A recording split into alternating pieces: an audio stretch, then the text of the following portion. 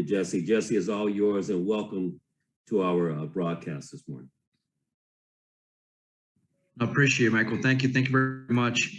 Let me just screen share my. So a little bit about myself. So I'm an architect by trade. Obviously, been in the industry for now this year be my 21st year. I've been licensed as an architect for 7 years, and we do both residential and commercial work.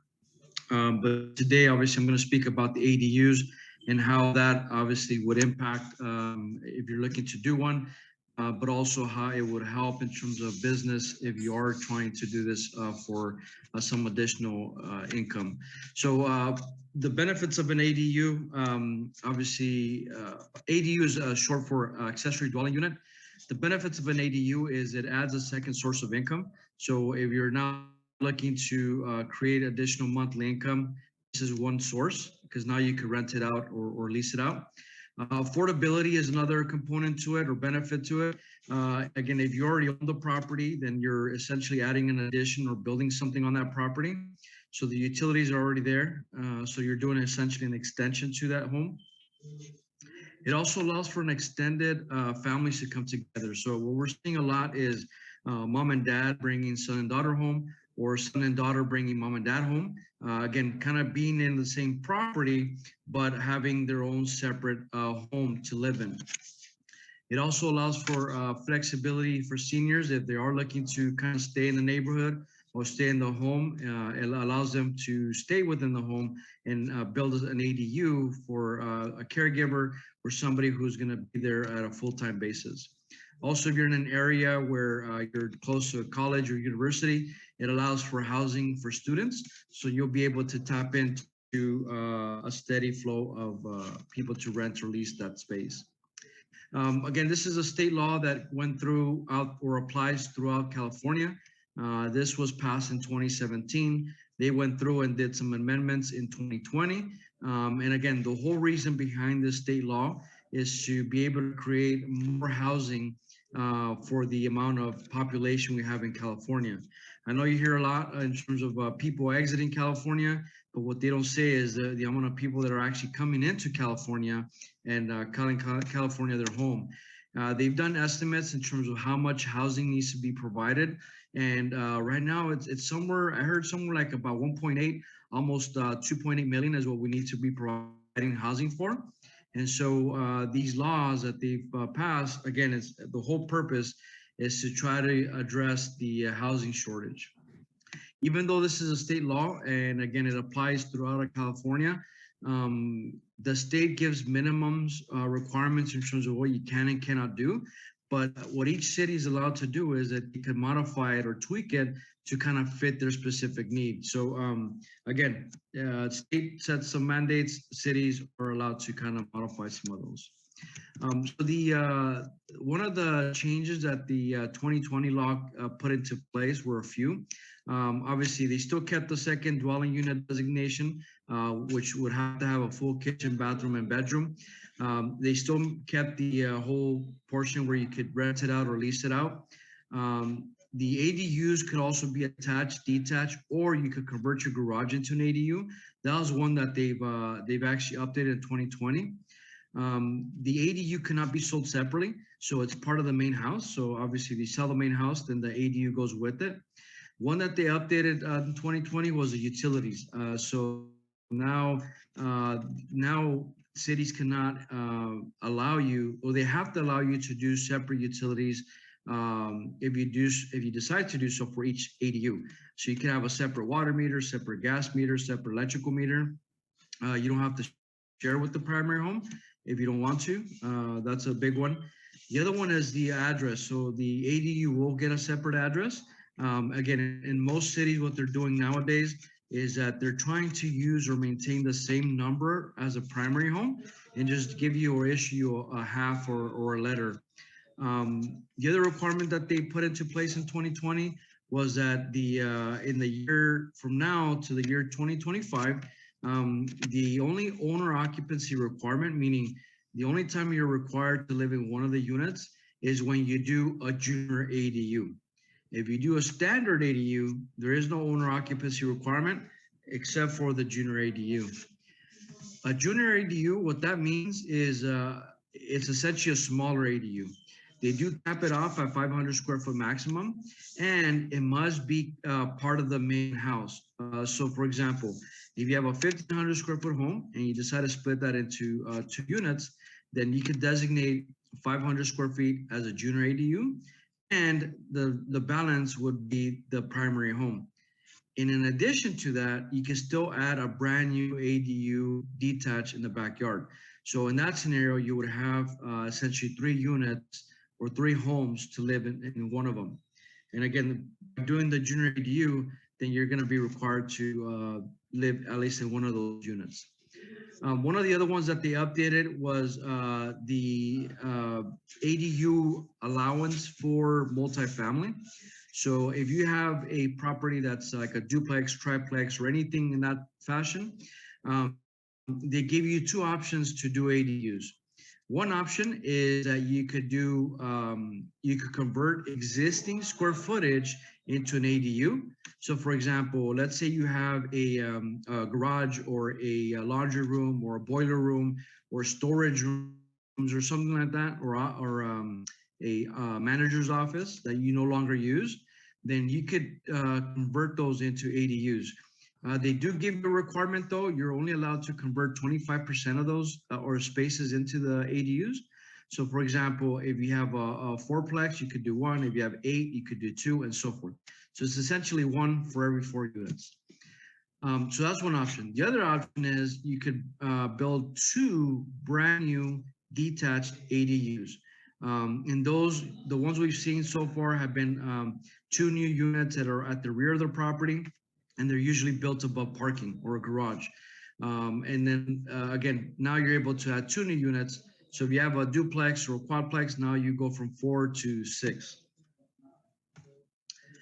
Construction costs is obviously with the cost of material right now, and obviously also the shortage of labor, the cost has gone up.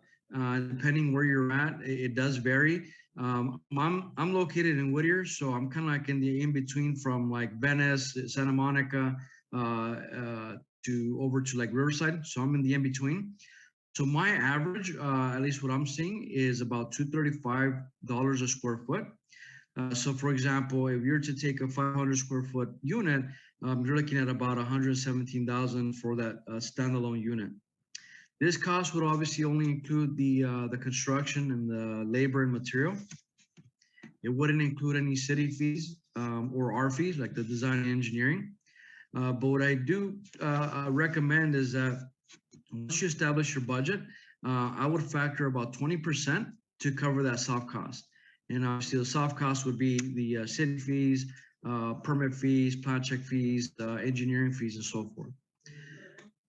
That's for brand new construction. Now, if you look at a garage conversion, so if you're to take an existing like 2-car garage that's roughly about 400 square feet, you're looking at about anywhere between 45,000 to 75,000.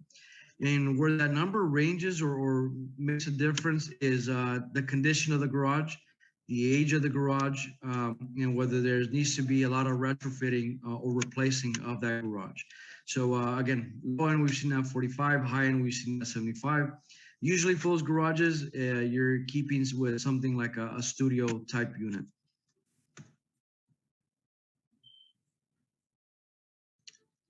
And talk about financing options. Obviously, Mike will kind of chime in on these here.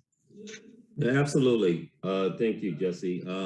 Financing options, the great thing about an ADU is that more than likely the money that you're going to need in order to actually finance the property is, you already have it.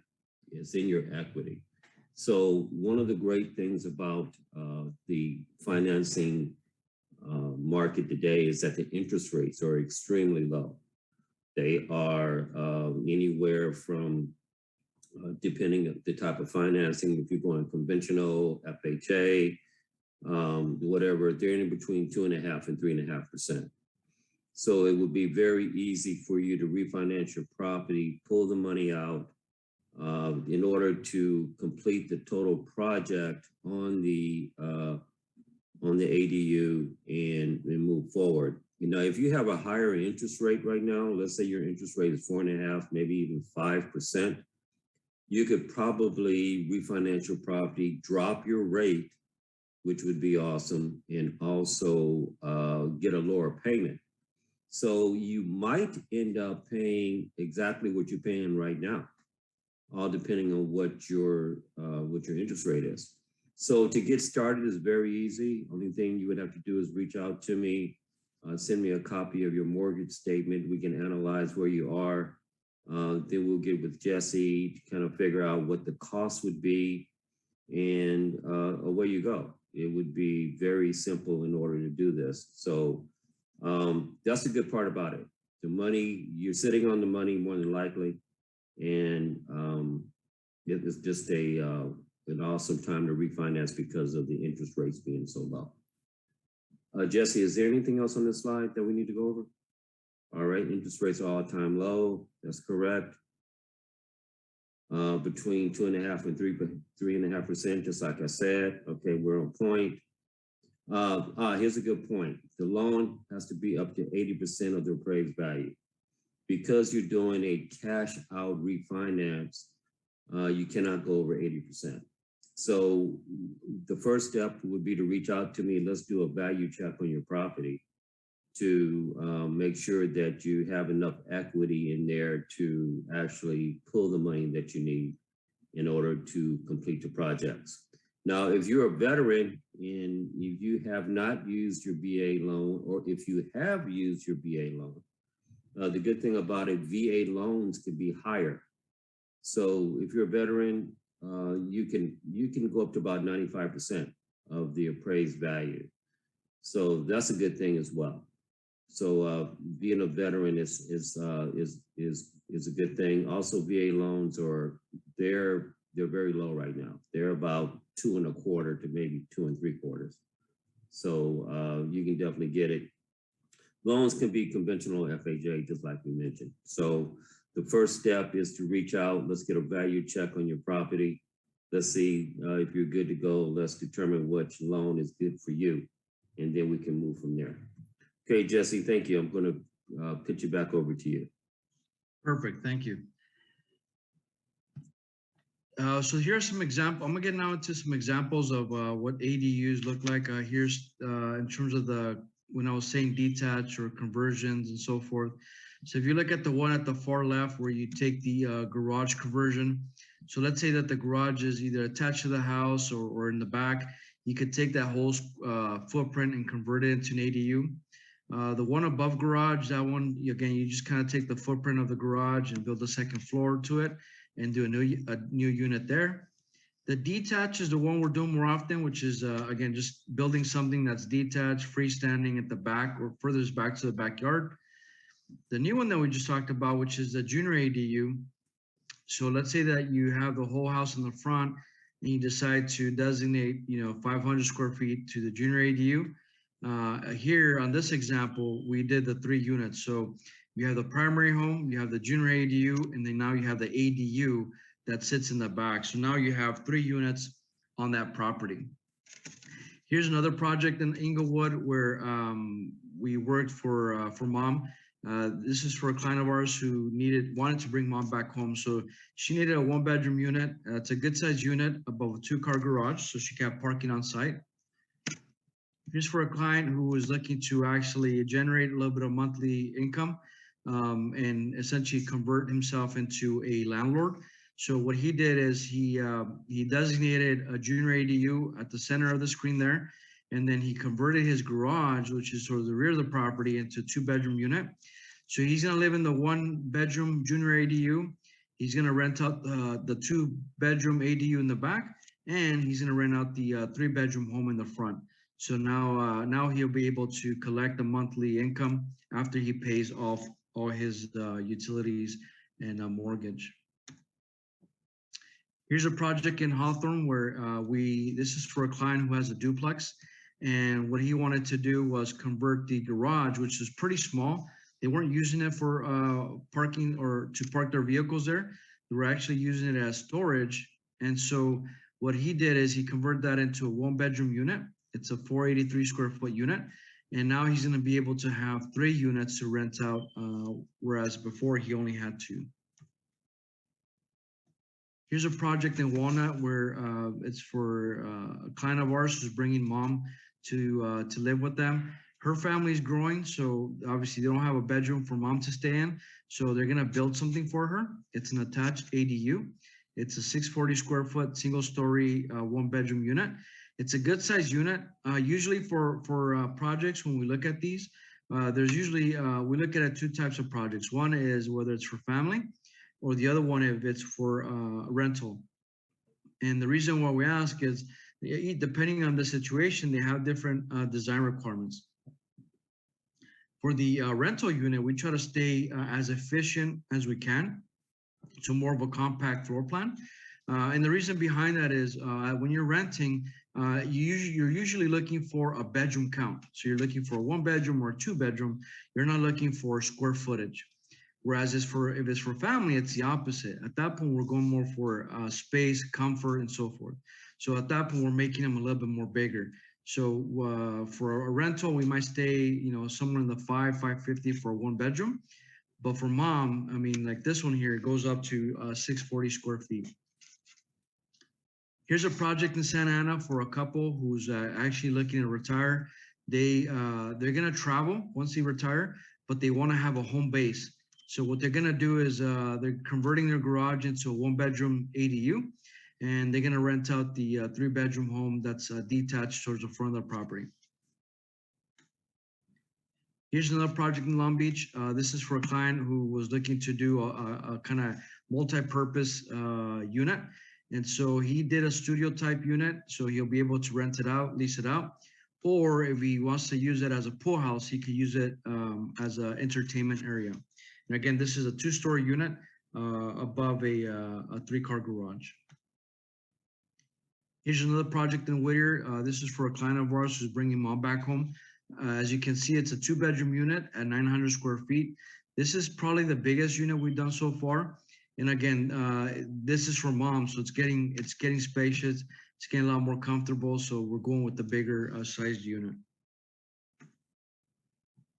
So that's the ADU and how the ADU works or gets applied. The new one that's coming into play, and that'll come into play beginning of the year, January 1st, is Senate Bill 9. Senate Bill 9, what it's doing or was trying to do is similar as what the ADU law was doing, which is create more housing in our neighborhoods. And so what Senate Bill 9, what it does is, and I'll just kind of briefly go through it.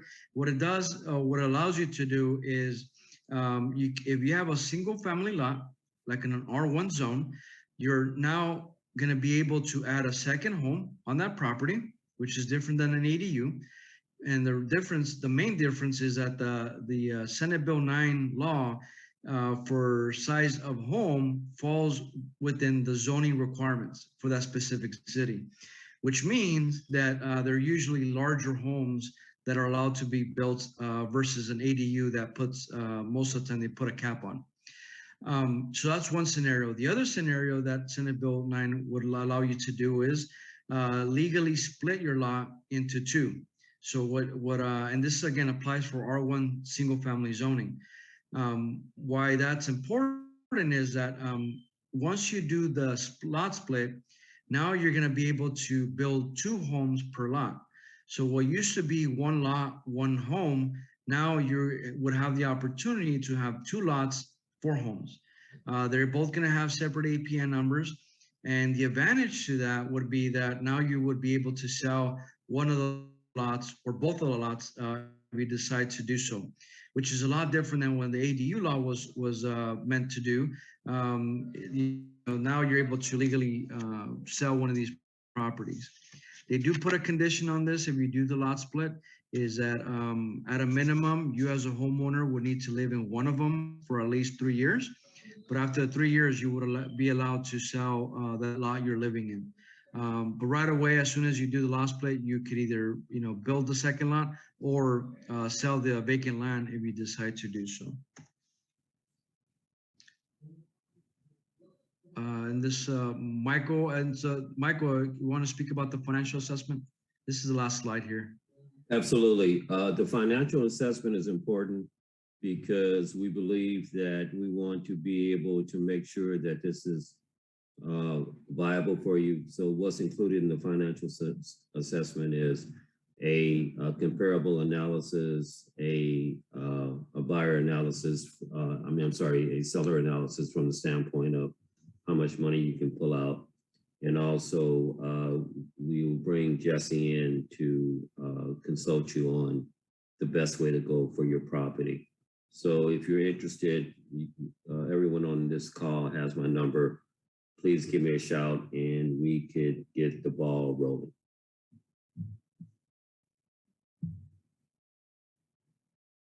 Okay, we're gonna go into a question and answer period. So if you give me 1 second here. Okay, great. All right, so do we have any questions? And Jessie, I do have one question, and this is concerning the lot split, where you can actually split the lot. How big does a lot have to be? Is there a minimum size that they want to see? Yeah, so the minimum size that the state has put out is that once you do the lot split, you can have no less than 1,200 square feet. So if you work it backwards, a 2,400 square foot lot will qualify. But obviously this is not for everybody, but I would say that really ideally, in order to really kind of take advantage of this and for it to really make sense financially, you're probably looking at a lot that's larger than maybe 7,000, 8,000 square feet or above. If you do decide to do the lot split. For the second home, if you're just going to take advantage of the second home, that one, there is no minimum for lot size, as long as the lot was legally built when it was built at the year it was. Yeah, thank you. That would be great because there's certain parts of Los Angeles County, like for example, the city of Bellflower, those homes are sitting on big lots. So that would be a good opportunity, you know, if someone's looking to buy and get a nice property. If you find one of those big lots, you can always keep in mind that you can actually split the lot, which is beneficial because now you can sell 2 homes. You buy one lot and then end up selling 2 homes. So that's awesome. So that's a golden nugget there. That's a golden nugget.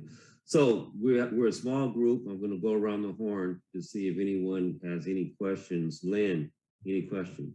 Yes, you know, I've seen over in my father's old neighborhood in LA where people are buying these deep lots in there, and this one company in particular, they're putting 2 bedrooms up front and then 2 bedrooms in the back.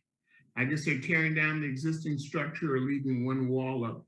Is that lucrative?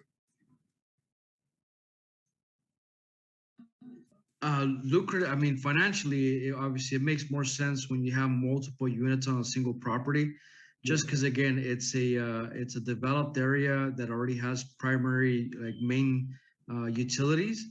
And so yes, it does make sense to take advantage of adding multiple units to that property. Okay. And are there many properties out there like that that can be found? I think that's a Michael question. Oh yeah, there's always properties out there. The question is, can we find the property at the right price to where it makes sense? I think that's the answer. But I'm going to piggyback up on Lynn's question. If you're going with Senate 9, is that correct? Senate 9? Okay. Senate bill, yeah. The Senate Bill 9, then those individuals that are buying those lots and putting 2 and 3 units, that necessarily wouldn't work with the Senate 9 bill. Is that correct? It depends. So obviously currently they wouldn't be able to use it because it's not in law yet until next year. But if somebody decides to buy a big lot and split that lot, then yes, they would be able to legally build several units on that property. Again, the only restriction you would have for that, if you're trying to buy multiple lots and do the same thing, is that the state put a requirement where it has to be owner occupied for a minimum of 3 years. And the whole reason behind that is obviously they're trying to discourage, big developers to come in and buy blocks to do this to. They're really pushing it for the homeowner the homeowner to be able to create landlords, but also to be able to create some real estate wealth. And so the state's really kind of pushing and encouraging homeowners to take advantage of this. Okay, so I'm a little confused. So if you have a lot that's zoned R1, obviously you cannot put multiple units, right? Right now, no. The only way you would do multiple units is through the ADU law. Then you can put up to how many? If it's owner occupied, it's 3. Yeah, that's obviously including the house. If it's not owner occupied, then it's only 2. Thank you. Okay, we're gonna go over to Satrina. Satrina, any questions for us?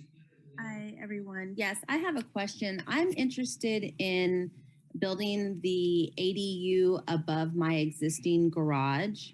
And so I was curious, does that change the average square footage for the build? Because I think you had quoted like 235 is kind of an average for new existing. Does that increase if you're building above a garage? Yes, so we would take it. So the 235, you could apply it for the second floor. And then for the downstairs, if it is just a garage, we're seeing it anywhere between $100 to $150 a square foot for garage. And where that cost would vary would be depending on how, like if you're leaving it unfinished or you're finishing the inside of the garage. So you tally up those two numbers and then, apply each number to the square footage of each space, and then that'll give you a ballpark for everything together. Okay, so it's 100 to 150 square feet to renovate the existing garage, and then 235 to build the ADU above the garage. Correct. Okay. And then how much you were saying there were soft costs associated with the building an ADU. So in terms of like getting an architect such as yourself to draw up the plans, how much is that generally? Obviously, it varies depending on the complexity of the project, the size of the project, and then also where it's located.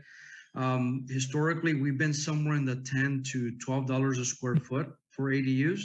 And obviously where that number would vary would be on how big it is. And then that'll only include the design and engineering. It will not include any other fees like the city fees or kind of processing fees and so forth. That would be strictly just for the design and engineering.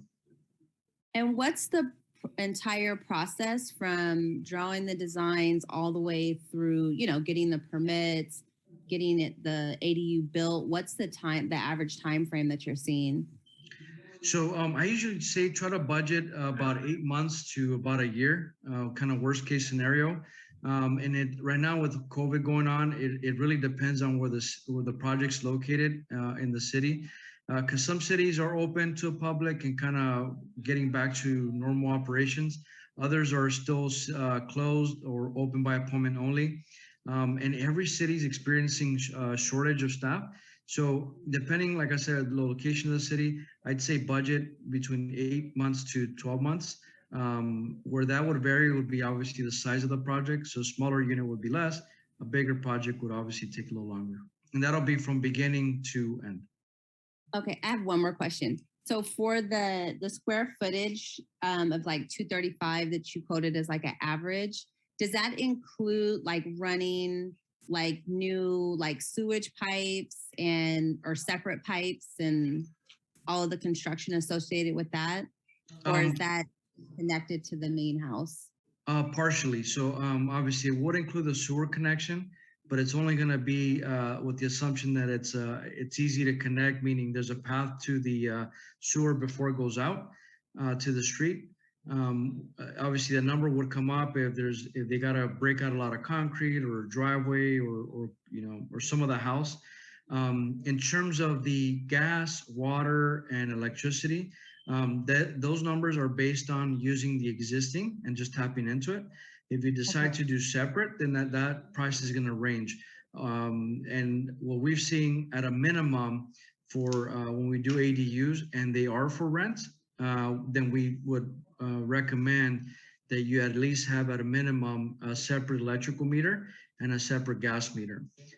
It will have its own separate water heater, its own separate HVAC. You will share the sewer and then water, depending on the city, just because the water meter is usually one of the big ticket items that would cost upfront. Okay, so you recommend in terms of saving costs to, separate water and separate electricity? No, separate electricity, separate gas. Correct. Okay. Okay, thank you. You're welcome. Thank you so much. I see that Derek Null has his hand raised. Derek, welcome. Your question, sir? You're on mute.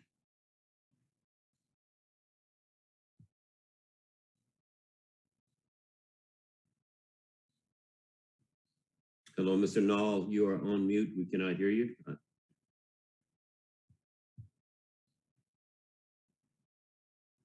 Okay, we'll come back to Derek in a. Oh, there we go. Can you hear me now? Oh, okay. Yes, sir. I'm new to all this. The young lady, she actually asked some good questions that already answered my question, but I do have another one. Now with my structure, I brought it a long time ago, and it already had like a workshop that was kind of made into a room and thing, which obviously is not legal. Now, would that could that be made legal,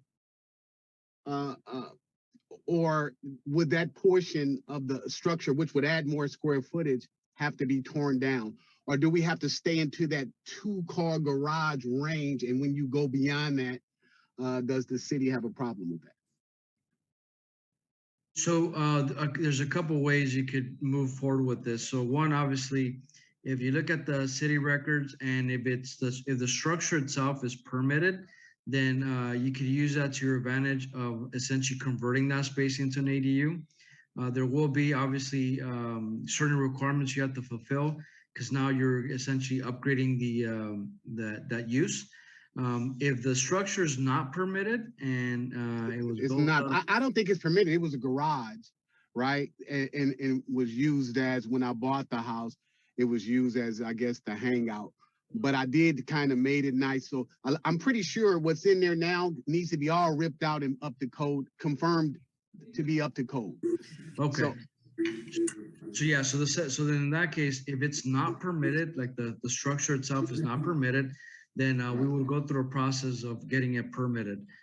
You're right in terms of making it to code. So the way the city looks at it is as if it didn't exist. And so now we're having to submit plans how it's going to comply with the current code. And so most of the time we're doing several of those where people did like an addition or an illegal conversion within the garage. And so now we're going back and getting it permitted. 95% of the time they're doing exactly that. They're tearing out what was there, redoing it, making it code compliant. But the advantage to that is that, again, they're working with something that at the end of the day is going to be fully permitted to code that they can now rent or lease out. Right. Okay. Well, thank you. And as far as, and the reason why I said, like, okay, as far as a 1-bedroom would bring more income than a studio. And so the garage without the add-on would only be 400 square feet. So I'm looking at this as a numbers thing. I Correct. really would like to have it at least a 1-bedroom. Now I had a friend who did hers, and she did a 1-bedroom with the same size structure, and it looks pretty good. A little small, but it looked good. It worked. But I was hoping to be able to add, if I could make that extra space legal. Will they let me go beyond the 2-car garage limit? And does that put me into that standalone cost of $235 doing that? You know what I'm saying? Yeah. So yes, you could take the garage, use that as an ADU, and still add square footage to the garage to make it a bigger ADU. That you can do. Okay. In terms of cost, that's where it's going to vary because kind of like I was saying earlier, depending on the condition of the garage and the year of the garage, that'll have its own kind of upgrades.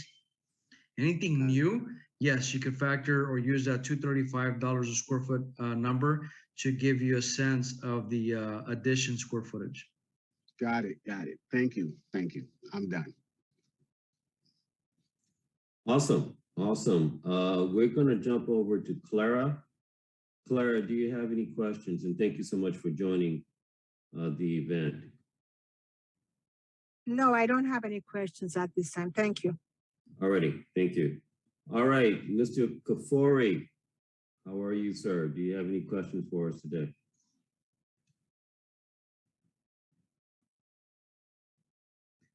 He can only listen. He cannot speak right now. Okay, thank you for Corey. And also, my good friend, I think Stacy. Yeah. Hey, Ms. Brown, how are you? Hey, I'm just jumping in just now, so I'm just listening to what's going on. No worries. We're going to get a recording to everybody. So does anyone have any other questions? Mind you, you will be getting a recording of this session. I will, when I send out the recording, I will send out Jesse's information as well. So you can get in contact with him, chat it up with him. Obviously, he's a good man, and you can get a lot of great information from him. So I'm going to open it up one more time for any questions. Going once, going twice. Question, this is Lynn. Do you have contractors that he works with that he can recommend that are reputable? Yeah, and obviously depending on the city, we do have contractors that we worked at in several cities. So we could either recommend the ones that we work with closely or somebody who obviously is closer to you too, so. Okay, and can you tell me with the rental side, how much additional value per cost that you put into the construction will it yield in terms of appreciation and the value of the unit? Is there any kind of a rule of thumb? Michael, I don't know if you've done any like refinances or done some kind of estimates on something like that. But... Yeah, I have, and that's an excellent question, Lynn. It's interesting because since the ADUs are relatively new, what I have experienced is that the appraisers are going out and they are finding comparables in the area that they can actually use to value the property. So unlike let's say maybe a duplex or 3 units where they can take the rent or whatever and actually do a actual analysis, maybe income analysis or something like that. In this particular case, there's no hard and fast rule on how much value that it will add on to the property, but I can tell you this, it will add value on.